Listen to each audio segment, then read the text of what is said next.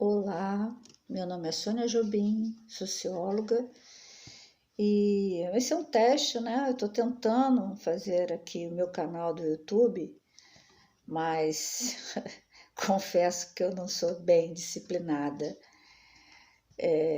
E eu quero muito exercitar junto com vocês o estudo, né, sobre o nosso Brasil, nosso país. Tentar entender todo esse caos que a gente está vivendo. Nós temos, assim, inúmeros profissionais já fazendo esse trabalho, e muito bem, né? Então, eu não vou me arvorar a chegar a, né, ser como eles, mas é mais uma profissional que tenta entender, né, o que está se passando. Eu trouxe para vocês, vamos tentar, esse vai ser o primeiro vídeo e nós vamos tentar estudar a questão do emprego. É uma questão que está me incomodando muito, né? A questão do emprego. Por quê? Nós vivemos num sistema, né, em que precisamos do capital. Isso é uma realidade, né? Isso não é uma linguagem marxista, nem liberal. Vamos esquecer aí qualquer definição, né? Vamos nos ater aos fatos. E um fato é que precisamos de dinheiro para viver nesse sistema capitalista, não é?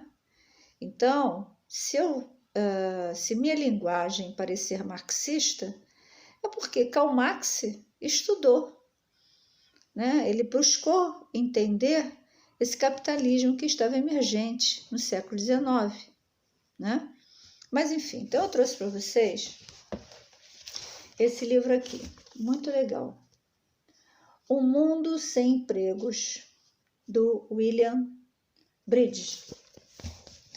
Olha, gente, vamos pensar o seguinte, primeira coisa, eu comecei aqui a escrevinhar, pensei o seguinte, esse livro foi escrito em 1995, foi lançado, né? Foi em 1995, pelo William Bridges, nos Estados Unidos.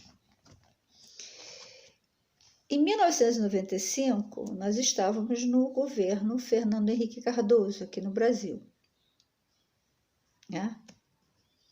Bom, agora damos um pulinho para 2016, quando se dá o golpe da Dilma. Então, ao falar golpe da Dilma, entenda que a minha tendência, se quiserem definir, à esquerda, né? Se eu fosse liberal, não falaria que foi golpe, né? Defenderia o impeachment, não é o caso. Eu defendo, sim, o processo legítimo, mas não é isso que eu quero falar. Então, a partir de 2016 para cá, nós vimos o início de processo de desconstrução de tudo que foi construído no sentido de integrar, de incluir as minorias, né, aqueles povos, aqueles segmentos da população historicamente excluídos dos seus direitos, ou parcialmente ou totalmente, no caso das pessoas negras, né, descendentes dos africanos que vieram aqui escravizados, né, das mulheres, mais recentemente, de uma forma mais visível, da população LGBT e outros. E também vimos um aprofundamento do desemprego. O que eu trago para vocês, o que eu vou tentar trabalhar, né, com vocês, é que, primeira coisa que a gente tem que entender, e aí, gente, tudo que a gente escuta, tudo que a gente lê, vai pesquisar para saber. Recentemente, eu estava escutando a entrevista do Rafael Nogueira, né? Aliás, hoje é dia 12 de dezembro de 2019, Então, essa entrevista foi agora recente. Um historiador que foi empossado presidente da Biblioteca Nacional. E na entrevista ele diz que é moda, né, falar sobre eurocentrismo e que não existiria isso, né? Então é importante. E outra coisa também que ele falou é que pesquisar em documentos é muito trabalhoso. Nossa, se eu tivesse tempo suficiente para ficar lá, vasculhar todos os dias, todos aqueles documentos, como eu fiz com Agostinho Marques Perdigão Malheiros, olha, a gente tem outra visão da coisa, né? Mas pelo que eu entendi ali, é que ele ficou mais, se ateu mais aos seus outros colegas que escreveram livros também. E quando ele fala que é muito trabalhoso, então ele não deve ter visto um atlas que foi lançado em 1587, eu agora não vou lembrar o título, que mostra a Europa em cima, no topo, com a coroa, a rainha, né? A América na outra ponta, embaixo, totalmente despida, desprovida de qualquer dignidade. As Américas, né? A Ásia de um lado e a África do outro, como fornecedores de matérias-primas. E a América fornecedora de escravos, né? Então, o eurocentrismo não é uma moda, foi um fato. Se hoje não é, foi. Né? Então, eu estou falando isso como exemplo para que o que eu for falar, vocês também busquem pesquisar, né? Como isso. Existe um projeto, um projeto desenhado pelos Estados Unidos desde 1815, que é a doutrina Monroe, que é um projeto de domínio de toda a América Latina. Tá? Recentemente, num discurso, o vice Mourão citou, inclusive, um outro documento que vem depois da doutrina Monroe, que é o Destino Manifesto. O Destino Manifesto que fala da missão dos Estados Unidos de civilizar os povos incultos das Américas. Né? Então, a gente não pode perder de vista isso. Né? Esse governo que está aí está sacramentando esse projeto, né? Entregando todo o Brasil. Se eu estiver enganada, me provem. Né? Documentos estão aí para mostrar isso. Bom, esse é um ponto.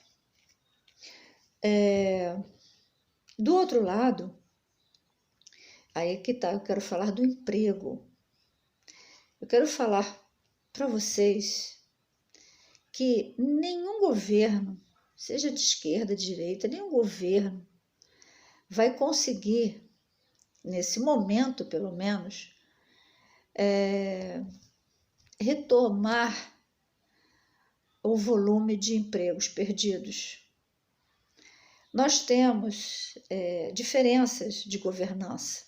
Uma governança que é voltada para o coletivo, para o benefício de toda a população brasileira, seja a burguesia, o proletariado, enfim. Né? Nós vamos ter a governança que hoje está aí, que atende apenas a um segmento da população. Mas, independente disso, nós temos o sistema de produção. É isso que eu quero falar. Eu não vou me alongar muito, já estou concluindo, né? Que nós temos aí desde 1754, 1758, mais ou menos, a primeira Revolução Industrial, que é o surgimento das máquinas. Então, o que acelera e aumenta a produção de de mercadorias, né, de manufaturas, e cada vez mais essas inovações tecnológicas vão surgindo, vão crescendo. Nós temos a primeira revolução, a segunda, a terceira, nós estamos na quarta revolução industrial, né, onde as máquinas estão substituindo em grande parte o número de empregados, né? Então, por exemplo, o banco, antigamente você tinha que ir ao banco, hoje você, pelo seu celular, você faz todas as operações e não precisa ir ao banco.